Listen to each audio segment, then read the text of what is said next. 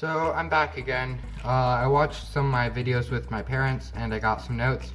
First off, I realized that this camera was actually better than my actual camera that I have inside, so I think I'm going to be using my phone from now on until I get a better camera.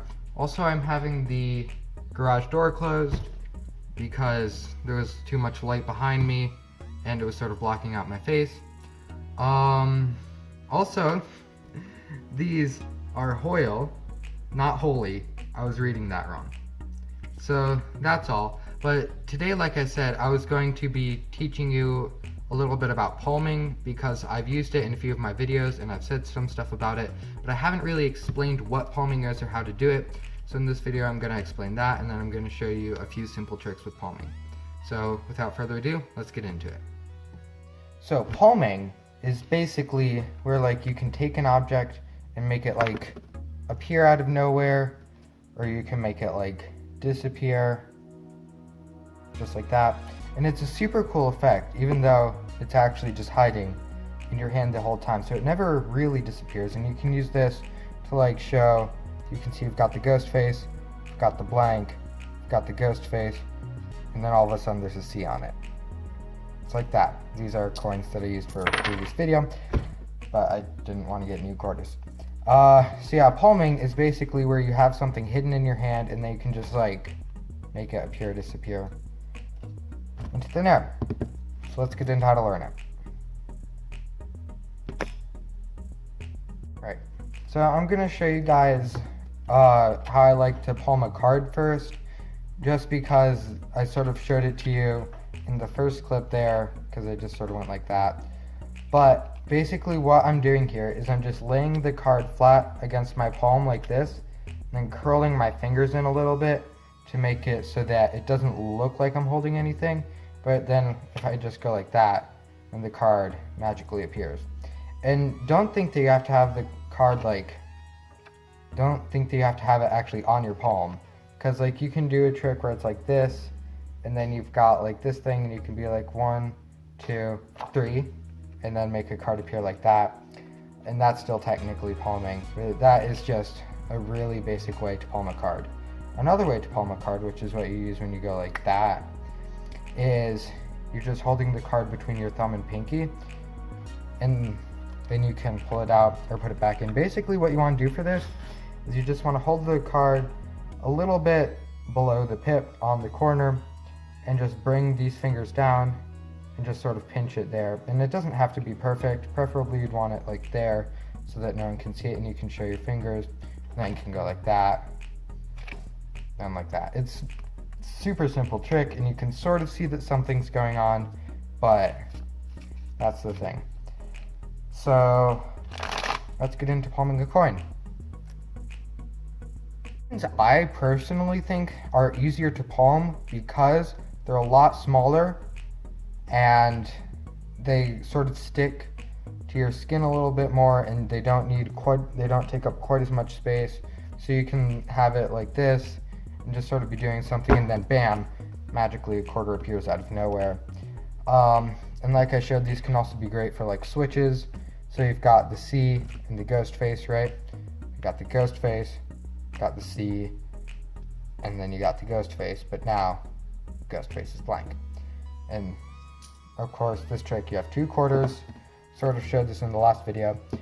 In that one I said that I like to use finger palm, which is like this. Basically you just want to take the coin, right, and put it between 2 joints. So for me, I personally like to have it here, because then I can sort of have these 2 fingers down, and it looks like there's nothing in my hand a little bit more, I personally think, just because these 2 fingers you're typically not doing anything with. These 2 fingers are the fingers that you're typically palming in, and this one I actually switched it down a little bit lower. You can also do it sort of a little higher, but it's easier to do in those 2 joints, and you can just have it and be completely natural with it. And then you can be see, I got a quarter here, right? Just the normal quarter. And now I've got 2 quarters. Just something like that. That's a really cool effect. And then something else that you can do with this is if you take a quarter, right, and you take a playing card. And I personally like to do this with a clear playing card because they can see that there's no like funny business going on, and if you had a quarter, you would be able to see it behind the card. So if you just got it in finger palm, it looks really cool. And they've got it in finger palm, and then you can just go one, and you can show your palms too while you're doing this, which is just a little subtlety that makes it really nice because the coin is palmed in your fingers. And then there's also classic palm, which is more like this, which looks a little bit more like forced, looks a little less natural, but it gives you a better grip on it, and you can show your fingers while you're doing this, and you can like, right, I can't do that with a coin, but you could like roll the coin over your knuckles and then shake it, and it becomes 2 coins. I don't know. I personally, the classic palm for me, it's a little bit more difficult to get into, but basically what you're doing is you've got the coin about in the center of your palm, right? And then you just sort of want to bring your pinky finger down and your thumb up so that the coin gets caught in that little fleshy fold there. And then you can sort of bring it up as long as you keep the coin right there, and then you can just go like, ooh, I don't know. It's like 1, 2, 3, like that. And then for the switch that I was showing you, you have the coin in finger palm, and then so you've got the ghost face, the C, then you bring this coin up, palm it, and release the other coin without the C on the back. So that is palming a coin. I'm going to show you some simple vanishes with a coin. So what this one looks like is you just go like this, and then it's gone. Now, basically all this entails is you reaching around the coin like this, right? But basically what you're doing with your right hand, or you can do this with your left hand, it just depends which hand you have, or not have, but which hand is dominant. But you're basically just dropping the coin into finger palm. So you go like this, and the coin remains in this hand, then you have it in finger palm, but the audience thinks that the coin's in this hand. And if you do it quickly enough, it looks like you're actually grabbing the coin when you're not. So basically, what it looks like without this hand is just this. Just that. And then you've got it in finger palm, or if you get it to fall low enough, you can get it into classic palm. But that is the first simple coin vanish.